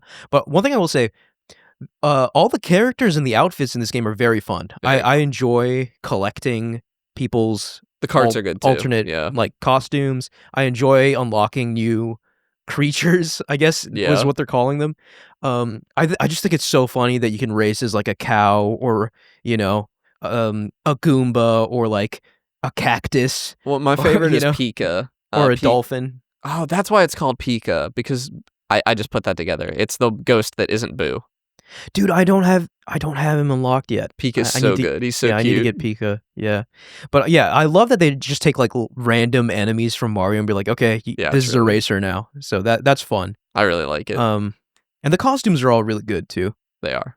I really want the sunshine outfit for Mario. That's one I think I'll use a lot. I don't have it yet. Yeah, I don't have it yet, but Because I never play as Mario. I do like that they simplified the kart stats, right? So you're no longer Yes. choosing your wheels and your like kart and your glider. You just pick a kart and it has stats, right? And I love that. Like, it makes Dude, it was so Mario funny. Kart didn't need that complexity. My so. stepmom trying to figure out the stats. It was really funny. We have, and I to their credit, she actually won a race against us once, but she had this game is very beginner friendly. It has auto steer, it has auto accelerate, it has auto use item. Yeah, And so it basically just plays itself. Yeah, but like Yeah. I was able to turn all those on, and my stepmom was able to play with us, and she is not a gamer. She continues every time we talk about video games. She jokes about putting herself in a bubble in New Super Mario Bros. When we were like, I was 11 or something. My step siblings would have been very young. Yeah, but I don't know. Like, I like that that's there, right? Yeah. Mario Kart is playable by everyone. No, it was very like, fun. Even if I'm you've never really touched glad a that was controller there. before, you can play it. Or if you're a sweaty edgelord who's memorized all the shortcuts and can do all the wall tricks, you can play it. So, like, Yeah, and then you and me can get yelled at a party. it's available to everyone. Well, to be fair, like, I don't think I'm going to be very good at this game. I'll be straight up. I think I'm going to be a lot better at Mario Kart 8 than I was at this game. I think 'cause so too. The I skill just don't ceiling's have so it much in- higher. I don't have it in me to learn all the shortcuts and like learn how to do all the precise tricks. I'm like, okay, that's cool. Yeah. All you younger people have fun with that. I'm just going to enjoy the game. No, I think I've already played. I think I've played most of the Mario Kart I'm gonna play already. See, I always like maybe 3-4 times a day. I just turn it on, do a few races, and then turn it off. Like, it feels so good to play. The gameplay, right? I think it's the best Mario Kart has ever felt, especially with the new mechanics of like charging the jumps in addition to the sliding that's been in every Mario Kart. Now you can like charge jumps, use those to trick onto railings and trick onto the walls and drive like perpendicular to the ground. And I don't know. The new mechanics just make it so much more fun to actually play. There are some things I really hope they patch. Like this is really minute detail, but currently it is not opportune to trick sometimes because you are slower in the air, and that kind of sucks. I fully agree with it. I hope they patch that because it is so lame that the optimal solution is just like to drive straight rather than do the tricks. So I hope they fix that. I have hope that they will, because like you said, releasing this on launch day, I feel like is a statement. Like, this is going to be a platform for them. Much like 8 I was. think it will be. So. Last thing I want to comment on. One, visuals are beautiful. This is a gorgeous looking game. Cheap Cheat Falls is my favorite. It's like showing off that marriage of like obviously the enhanced graphical prowess of the Switch 2 with Nintendo's like immaculate art direction. Beautiful showcase game for the Switch 2. But more than that, this is a generationally good soundtrack. Yes. The music in this game is just unbelievably good. And they have some really deep pulls too. Like, they play like the Mario 64 menu, like the start music and like lots of music that really hasn't been used in Nintendo games for a long time makes its way into like some kind of remixed fashion in this game. Yeah. Which is awesome. So, yeah, I really like this game. I fully understand and even agree with a lot of the criticisms of this game, but I think overall I think it's a very good launch game for Nintendo Switch 2. I mean, my criticism is just that I want to play a game by myself on the Switch 2. I want to really sink my teeth in something, and I don't feel like a Zelda or something. Yeah, exactly like a Zelda. This is not a meaningful evolution to me from Mario Kart 8. It is just it is an iteration on it.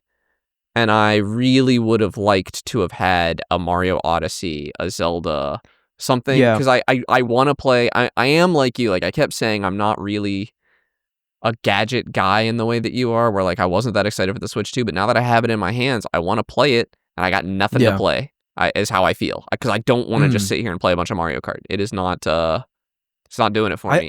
I think very soon that will be remedied with Donkey Kong. I think Donkey Kong will be that game. I think it'll be a Mario Odyssey. Yeah.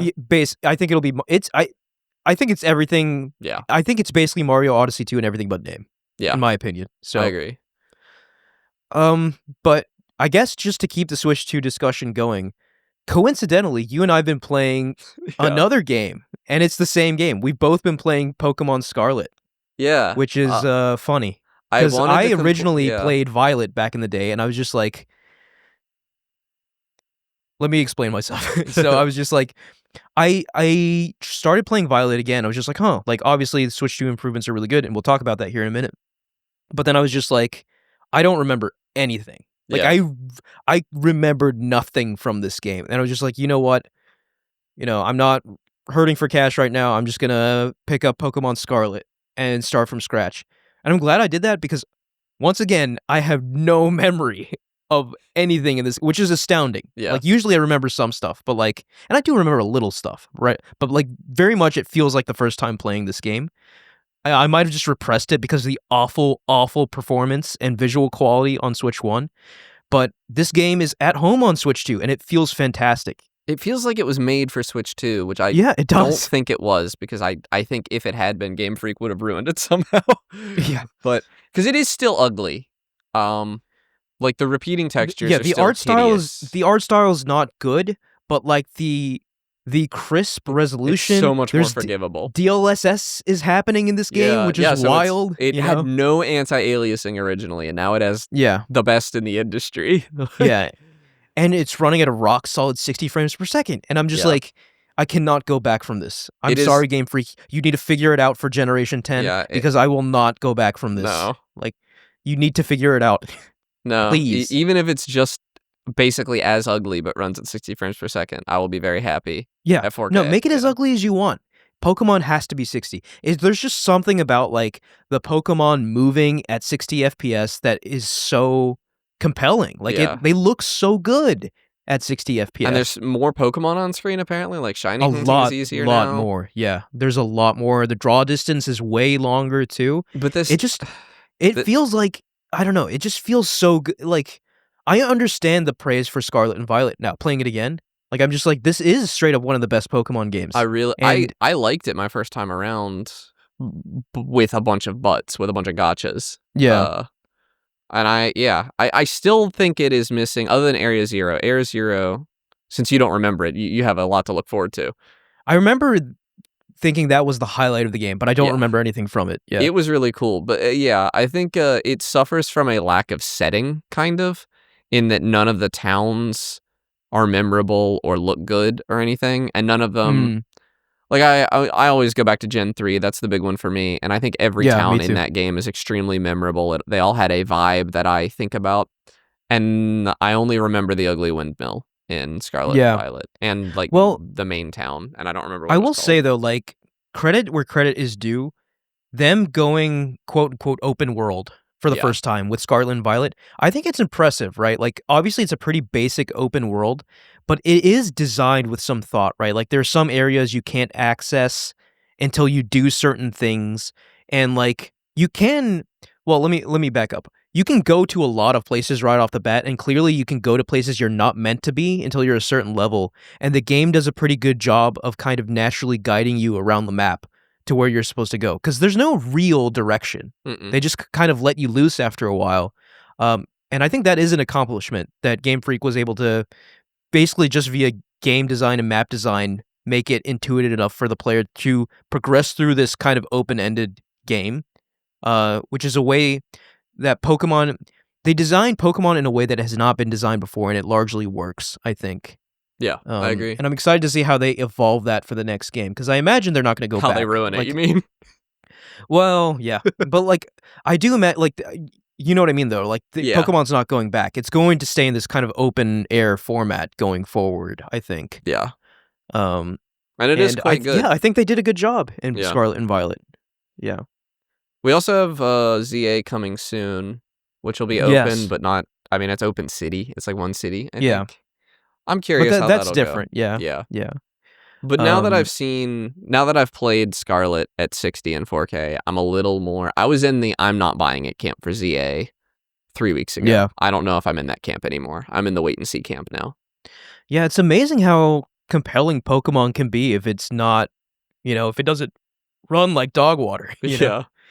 It's, I'm having a lot of fun with it. I already have like 7 badges. I had a 75 or 80% complete Pokedex, so what I've been doing is just going around catching the ones I missed, just kind of vibing.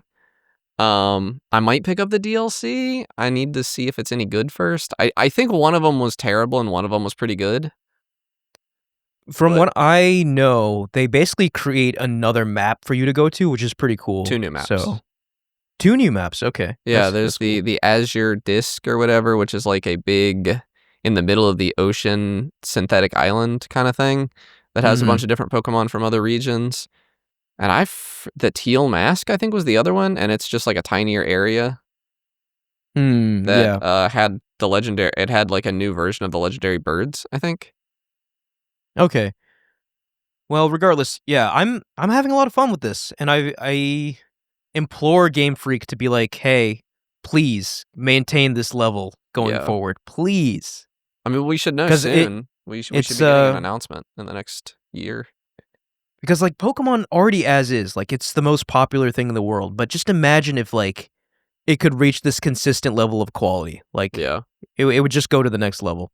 So I'm having a great time with Scarlet.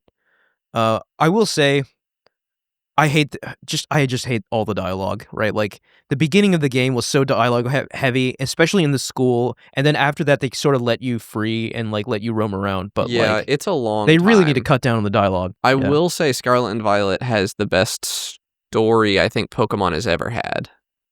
With the Black White was pretty good, from what I remember. Arven's sick dog is really good, though. That's a good story, yeah. And I'm surprising it took that long for Pokemon to cover that. I know. Kind of story.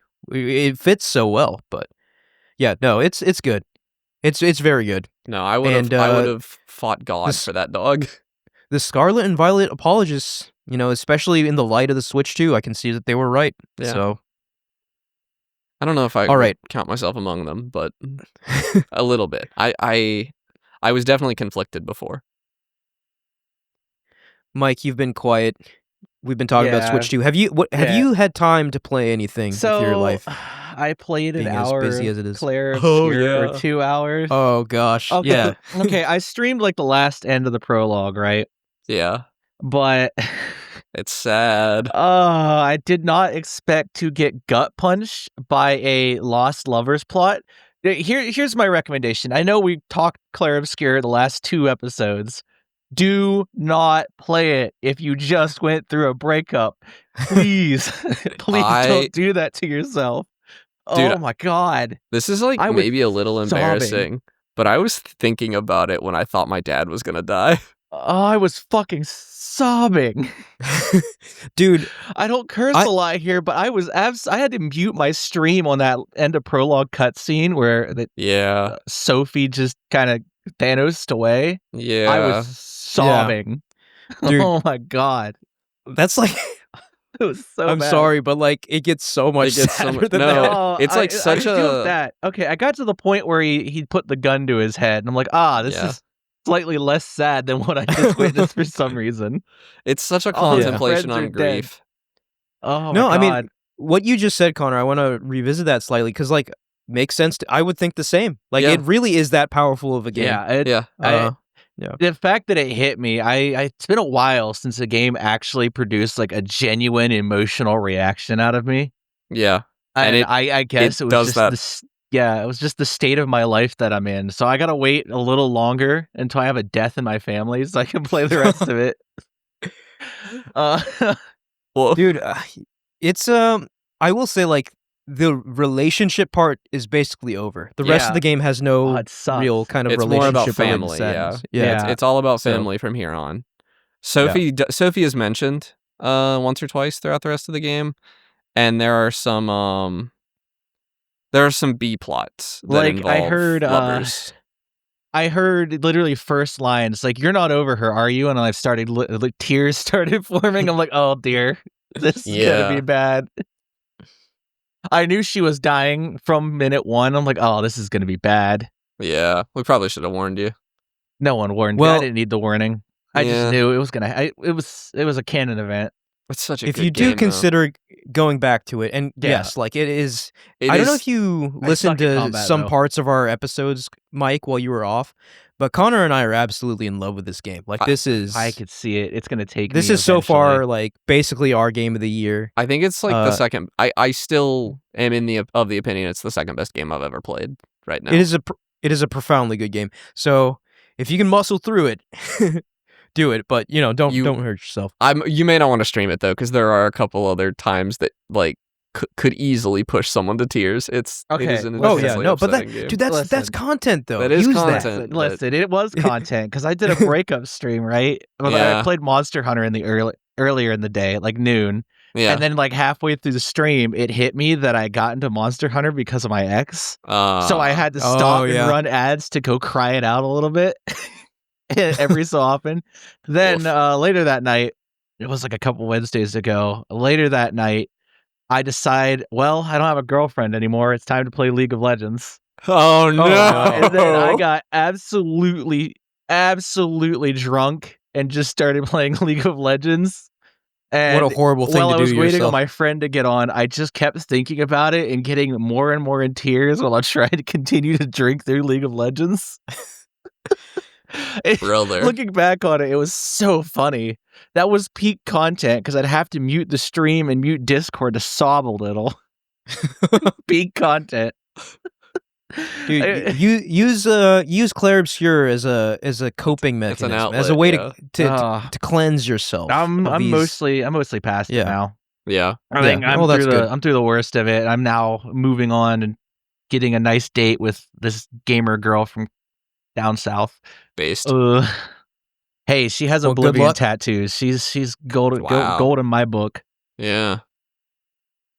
Only As red long as flag there's- is she likes as long as there's no Undertale. Skyrim. No tattoos. Skyrim. So No true. Skyrim tattoos. Fake fan. No, I'm excited to see where that goes. We'll see.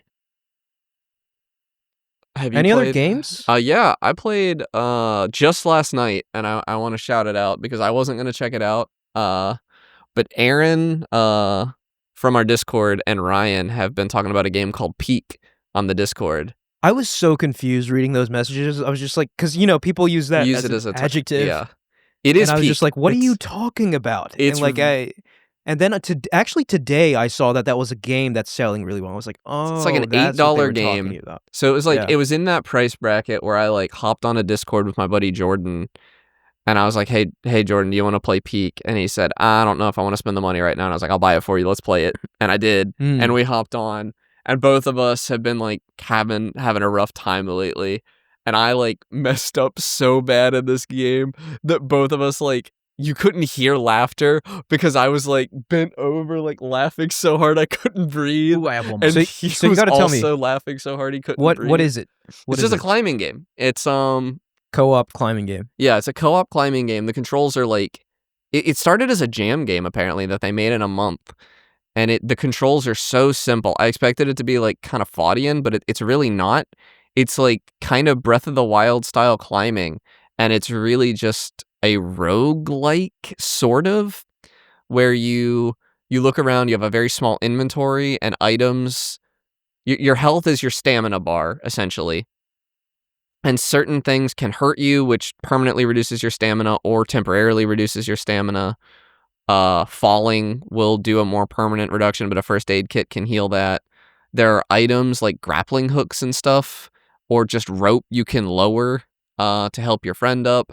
And one of the coolest mechanics is you can just reach down and grab a friend that's climbing to like lift them up. And so like as you guys are playing, every mistake you make is reducing your max stamina and making it harder to get to the next part. Every item you're carrying is reducing your stamina, so you have to watch that. It's just really simple, but it's a very funny sandbox. It's really funny when you mess up, and it's really really funny. I should watch some footage of this game. I'm very excited. I almost like, if you have a friend who would go into it blind with you, I would implore you not to watch footage of it, because the thing is it just on Steam? Yeah, it's on Steam. Okay. It's $8. And it was, I'm not saying what happened because I want it to happen to somebody else and get to enjoy that moment of like just losing your mind at how stupid the situation was, how funny it was, and how badly I'd messed up. It's a really funny game. I'm really excited to play some more of it tonight. I got Ryan, I think, wanting to play, and my buddy Jordan's going to hop on again. And nice. It's gonna be a good old time. It's always fun to have those like funny co-op games. If you want to hop in, I have another funny co-op game that I've been playing too. I forgot about it until just now. We might have room for a fourth if one of you wants to hop in tonight. But so it's not just 2. It's up to 4. Yeah, up to 4. Yeah, and okay. I hear it is like increasingly funny the more people you have. I don't necessarily know why, but what was the other game you'd been playing? So I talked about Murky Divers a while ago, right? Yeah, that was the submarine game? So, yeah, it was the underwater diving lethal company. Well, recently, me and a group of friends, up to like 8 friends now, have decided that I'll just find a friend slop game. Yeah. That supports like 4 to 8 players and just throw it up there if it's like $5 or less. Yeah. And we came across this gem called Headliners. I've seen this. It's really funny. Oh, it's so funny. Yeah. I think I've seen this as well. It's so funny. It's a 4 to 8 player game where your entire goal is you are journalists in a New York that's under siege by aliens, monsters, and everything else. It's like a Cloverfield scenario, right? Yeah, it's like a Cloverfield scenario. And you get bonus points if 1, something bad is happening. 2, if you watch if you get a picture of your friend dying, even funnier. More points. More points. What we've figured out as the meta is that we'll create fake news. We'll get it. We'll that is the meta. That is right now in real life. Yeah, we'll lure things on the mines to get them to explode and then stack their bodies in a pile so that we can get the maximum amount of point bonuses. Because apparently us creating our own fake news is more powerful than actually reporting on anything else. But it is so gut-wrenchingly funny. I have this video of my friend standing on a car, taking a picture and posing for it. And just out of nowhere, because I'm dead spectating, he just gets smacked with a car and explodes. Just out of nowhere. It was... these sorts of games are like dominant right now too. They're really I mean these games are being made in like less than a year by teams of 10 or 20 people, sometimes less, and they're outselling AAA games. Yeah, it's so funny. I have a clip of me stepping outside, getting immediately accosted by Sasquatch, turning back in, going inside, saying, "Don't go out there. Don't go out there." And everyone's like, "What do you mean? Go out there again?" It's like, "Definitely don't go out there." Then my friend goes out. 3 seconds later, she comes in, "Don't go out there." Yeah.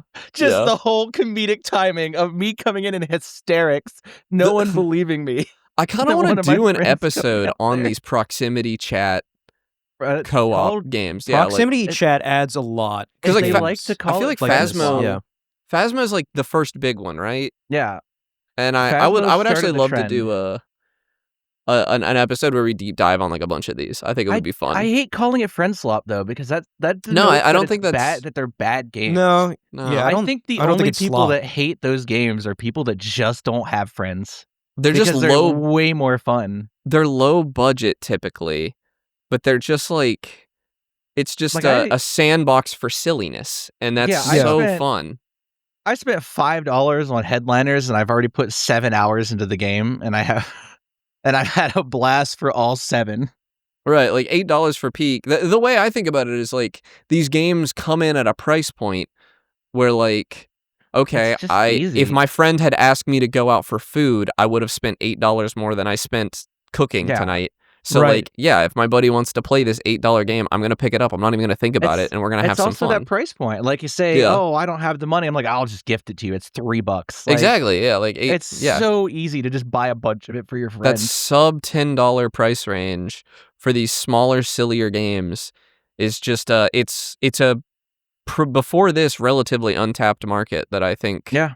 And people really wanted games cool. that were fun with friends, that created these spontaneous moments just by the game systems existing.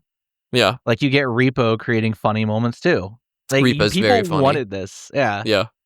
There was definitely a niche that wasn't exploited. Yeah. And like at this sub $10 price range, like the $60, $70 price range, I'm probably only buying 1, maybe 2 games a month. But these like I'd buy I a see $10 new one, game I every buy it. week. I would buy one every weekend. Like I it doesn't literally bother go to me. the group chat like, hey, Yeah. I found another one. This one looks funny. Yeah, Like, exactly. Found another one. Found Like, another one, guys. And even if it's bad, that's funny. That's funny for Yeah. us to like look at and laugh at for a night. That's a good. It's like a bad movie sometimes. Yeah, like, it's just I can't. I hate people that hate on it, because it's Yeah. like, why would you hate on it? It's just because it's funny. and Who I hates on it though? There are Well, people that do hate. he's friend right, like, swap. there are people who only want matchmaking games, and like if you don't have a group of friends to play, like if you don't have somebody to play Peak with, don't play it. It's not fun. Yeah, like don't play it. yeah, Well, either that or you have to have a reach couple out. of friends to play with. Yeah, Like there's a major problem along the gaming space where people don't want to reach out and make friends anymore Mhm. because they just rely on the matchmaker to find them games. It's like that's Yeah. not how gaming was for most of its history. You used to have to get a group of friends together to play Halo, you know? I'm bad about it. I was gonna skip Peak because I was like, off the top of my head, I was like, oh, it's not crossplay. I don't have anybody to play with. And then I was like, no, I'm gonna talk to a friend I haven't talked to in a bit. We're gonna play this. We're gonna play this game. Make friends. Yeah, I might hop in too. Yeah, Let me know if there's we will room. be playing Yeah. tonight. I'll shoot you a text if there's room. Yeah. There should be. It depends on whether I think Ryan had a friend that might be coming too, and if there's 4, I don't know. Yeah, if there's 4 already, no worries. The We can game will find stick a different around time for a to play. minute, Yeah. so I will Yeah. play more. These games have longevity, especially with Peak being 1 map a day. Yeah, I There's really like infinite that. replayability You can replay the map as many times as you want, but you're playing the same map that for everyone else 24 is. hours. Yeah, Oh, that's cool. yeah, And it's community wide too, yeah. I think. I think it is. So you can learn the So- map, although like me and Jordan could not make it past the second area yesterday. The first area is very easy, but the second area is very funny, and we couldn't And get past it. Sometimes it's too hard. Yeah, I like the idea that every day it's just a new map. yeah. That is honestly the most intriguing aspect about a game like Peak. The runs are fairly long too. Like we only got to the second area, and our first run was like 45 minutes. Granted, that was us figuring out the controls and like not knowing what any of the items do, and so we were like just eating random mushrooms we found on the ground and finding out what happened. Like there's definitely a market, and I'm Mhm. excited to see where this genre will take itself.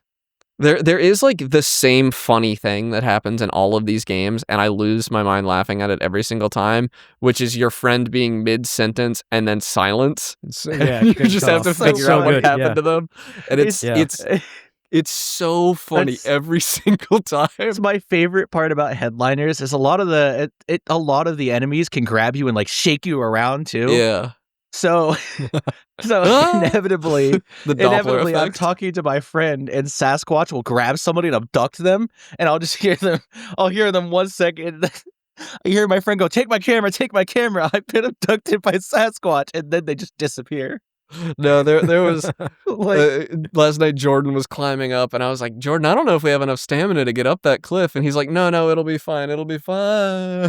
Just falling past me and dies. It's And I'm so like, funny. oh no, I'm alone. proxy chat is just, I think it's the funniest invention It of is. modern gaming. It's and one I of the like my favorite parts Don't of know Sea why of we didn't do it Thieves. early. Like, it made BattleBit worthwhile, even though it's a Yes. dead game now. Like, Everybody any like game is role instantly playing. better when you have people yelling just whatever comes to mind in the moment. Yeah. It's what made a game like Squad a lot of fun. The war roleplay with like 30 some people on your team and BattleBit was so funny. It's so funny. Just getting in the moment, playing like Starship Troopers Extermination or whatever, and everyone's getting in character. It's like, wow, Yeah. this is extremely funny. I wish there was more of a culture for it in Helldivers, even though it wouldn't be proximity chat probably. But there's not. There's no culture. There's not a lot of people who just get really into it and just really Yeah. ham it Helldivers up too? for content. Helldivers too. People do that in Helldivers. There Yeah, are- but they do it with their friends. If you're Yeah. solo queuing, there's no culture to Mm. Helldivers too. People don't really talk. It's kind of it's just how it is. It Yeah. sucks. It's it really makes- like proximity chat encourages this culture. I am less nervous to talk to strangers in a game with proximity chat than I am without it. I don't know Like, why. I have so many funny proxy chat stories. Like, we could do an episode on this, honestly. Like when I mean, I guess we're kind of going on a whole tangent with this now, but in Sea of Thieves, when I talk to another crew, it doesn't feel like going up and talking to a stranger to me, which is something that makes me a little nervous. It feels like engaging with the mechanics of the game, if that Yeah. makes sense. And so I am not anxious about it at all. It is like just what you do in that game. Also, I Playing- usually have leverage on them because I'm really good at the game. So playing like a war simulation, and the medic's desperately telling you that you're going to be okay. yeah, Or we're gonna get you medic- out of here. or me as the medic watching like an artillery strike annihilate somebody, and then saying, "I can't fix that." Just walking past it. Like, it's those little moments that I really remember about a lot of games with proxy chat Yeah. more than anything else. Well, I think that covers what we've been playing. Unless you had one, Ahmed. I do, but I'll save it for next week Okay. because we've gone long and I've barely started it. So, all right, well, that's our episode. We're back, everyone. We're so back. Oh, we are so Evan and back. Connor are back for a little bit. I'll be gone for the next 2 weeks.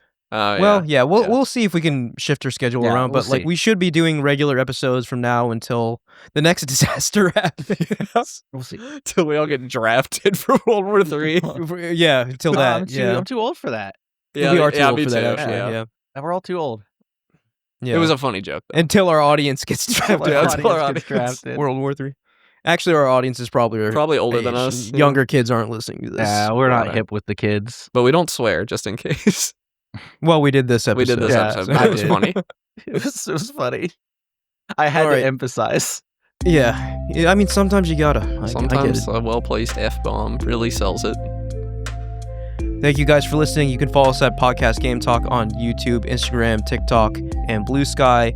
Click the link in our Click the link in the description of this episode to join our Discord and talk to us there. And please like, rate, and review us on Spotify, SoundCloud, Apple Podcasts, or any other podcast services you use. You can tell I haven't done this in a few weeks, right? Yeah.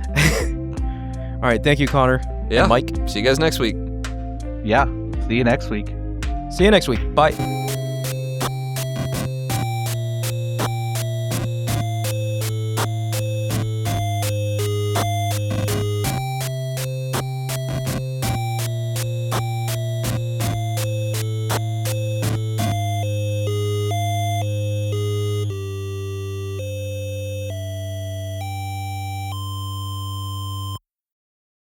All right. Are we good? Yeah, I think we're good. Yeah, let's I get looked into over it. the side. I heard someone blow off an air horn or something, so I kind of was like, Oh, we there's didn't a hear sign. it. So Oh, good. I don't think it got picked up on recording either. All right. Hey. Well, that's not how I usually start it. Hey, guys. hey. This is all going in, right? I don't know. Maybe. Maybe Maybe at at the end or post-credits, something. yeah.